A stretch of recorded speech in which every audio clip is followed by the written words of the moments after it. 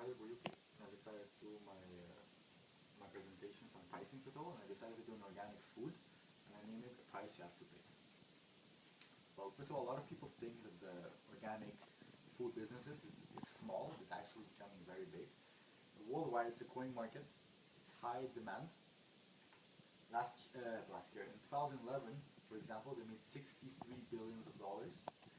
37.2 million hectares of land are certified according to organic standards, and 1.8 million certified organic producers. However, in Canada, it's still a small organic agriculture sector, but it's increasing since the early 80s. And it's a dramatic growth in organic food consumption that will at a faster rate than production, which means high demand but low supply. What is organic farming? I took this quote from Agriculture and Agri-Food Canada. Well, basically what it says is their main goal is to help the soil, organisms, plants, livestock, and people, and is to develop enterprises that are sustainable and good with the environment. Their general principles, well, first of all, is to protect the environment, minimize degradation, decrease pollution, and support good health. Maintain long-term fertility by improving conditions for biological activity within the soil. Maintain biological diversity within the system. They use different types of insects, different types of plants in different places they rotate, which is basically good. They try to recycle as much as possible. They take better care of livestock, the animals. Basically, they have to go outside every day, first of all. Non-organic, they actually never go outside. They always stay inside in the dark, next to each other. And secondly, they get fed with real food, organic food on top of it. So, and in organic, they first of all inject hormones, steroids, which with time they get sick, so they can have to inject antibiotics. 70% of the world of antibiotics goes to the slaughterhouses. They have to pay special attention in the preparation of organic products, make sure that they don't get contaminated. They make sure that they don't get in contact with non-organic food, first of all. That demands a lot of management. And try to be as local as possible. We'll try to take their food to the closest possible. I don't know if you've ever been to an organic food store, but if you did, you've noticed that the price is way higher than non-organic. It's from 20 to 100% more expensive, and you wonder probably yourself why. Well, this quote, I took it from Organic Farm Research Foundation, which basically says that the organic price tag reflects more the true cost of growing the food. Instead of putting all these chemicals that make them grow faster and better and whatever, they're gonna have to pay people for that. It demands a lot of money. They have to manage a lot. It demands a lot of money. But with time, even if you don't buy organic food, people and the earth, and you're still gonna have to pay it, because you can get less healthy. So at the end, you're still gonna have to pay it. The top 10 reasons why it's more expensive. First of all, I said it. There's no chemicals, so it automatically demands more labor, which automatically more money. Demand overwhelms the supply, and as we learned in class, it automatically means increasing the price. Higher cost of fertilizer, which it means basically is, first of all, they control the animals, they control what they eat, so they get fed with organic food, so it's good. But in non-organic, they use artificial fertilizer, first of all. And since they get fed with say injected say antibiotics, injected hormones, well, it's obviously bad fertilizer for the earth. And what I learned in my research is in some companies they use human waste, which is very disgusting. They also do have to do a crop rotation instead of chemical weed killers. Like I said, let's say every season, first of all, one piece of the land is going to have to stay like that. No vegetables, no nothing. Because with time, it gets weaker and weaker if you use it all the time. So they get to, one piece of land get to rest every season. Higher transportation costs. Well, non-organic foods, since they put all these chemicals, all these other things that make them last longer, they have really big trucks that they can go really far distances, and not go bad. But organic food, you have to be sure it's really like smaller distance transportation. They have to be sure that they don't get in touch with non-organic food. Demands a lot of management and demands a lot of money.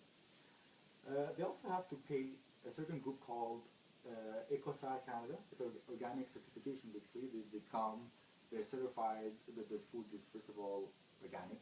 They don't have any pesticides, any chemicals. And secondly, they also do paperwork, which they do step by step. What did they do like for that food? Like what did they put inside, or like exactly what happened. So and also, it's not a fixed cost. It's also always variable. So they have to pay for the food that they lose every season, which obviously they're gonna have to increase the price of the food in order for them to make money. Like I said before, better living conditions for livestock. They have to go out. They can go outside, which is obviously better for you. They eat normal food. They don't get injected anything. And if they're sick, there's like people that take care of them, but not like injected antibiotics, which obviously cause a lot of problems. An organic food obviously grows more slowly. They don't put any chemicals for them to grow faster, so they're gonna have to wait for it to grow. So time equals money. And small subsidies from the government, the regular farms get billions of dollars every year for this. Like it's basically to help them because demand a lot of money. But in organic food, they don't get that much money, first of all, because it's very more small business than non-organic. And secondly, even if they did get the same amount, they wouldn't equal the same amount of food because, like I said before, it's always variable. So for them to be sure that they have that much of control, they need to get like way more money from it. Price strategies. Well, first of all, the number one, like I said before, it's cost-based pricing. It varies every season. They can never really know what's gonna happen since they don't put pesticides, they don't put chemicals. The animals are not that big, so they can never know how fast they're gonna grow or whatever. So that demands a lot of time, which basically that's the true cost of the food. But as every company, they're gonna use customer value-based pricing, which basically is instead of valuing the food of which like actual price, they're gonna use people's perception of it. If people think it's really good, they're gonna increase the price. If they think it's bad, they're gonna decrease it. So a lot of people know about organic food, that it's better for you. They're gonna use that as an advantage, gonna increase the price. Obviously, if there was no organic food on the planet, will probably more likely to be the price as non-organic food is right now. Competition-based pricing, well, organic food don't really have competition because they're not really close to each other normally.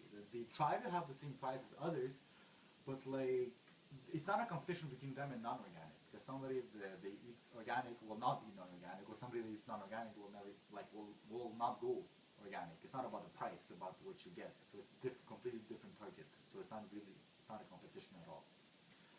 I'm going to show you some examples of customer value-based pricing food. Basically, this is a 50-gram jar. It's called the Manuka honey. It comes from a Manuka tree. People, not everybody, but a lot of people think it's very miraculous for you. It has a lot of benefits for you. It's like amazing, but it has never been proved scientifically that it has these benefits. So they obviously use that an advantage. It's like $50 for 500 grams. Or I took as another example. It's called goji berries. You can find them in the southern Eastern Europe. I chose them because this is where I come from. In my country, these you can find them almost everywhere. They're practically worth nothing. People use it most of the time as decoration almost. Here, for like a 250-gram bag, it's like $25. So I found another site that basically shows what a difference in nutrition, because a lot of people care about the nutrition, knows how important nutrition is. So they want to know how much nutrients they get from the vegetables and the foods and the animals. So this shows a bit the difference between them. Let's say, for example, tomatoes.